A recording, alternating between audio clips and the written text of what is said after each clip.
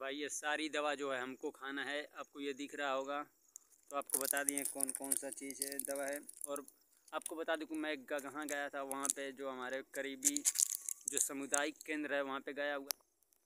तो भाई ये सारी दवा हमको खाना है। और भाई आपको बता दें, ये जो दवा दिख रहा है ना, ये है विटामिन का, विटामिन D3।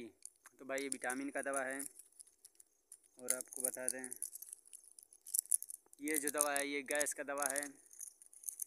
और ये भी मेरे हिसाब से ये भी जो है विटामिन का दवा है। ये तीसरा जो दिख रहा है ये भी विटामिन का दवा है।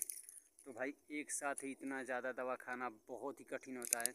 पर दोस्तों आपको बता दें, थोड़ा तबीयत ख़राब है तो दवा खाना ही पड़ेगा, पर कोई बात नहीं, 1-2 दिन में ठीक हो जाएंगे। फिर से आपको इंटरटेनमेंट कराते रहेंगे। तो वीडियो तो आता ही रहेगा दोस्तों, अब बस वीडियो में बने रहिएगा।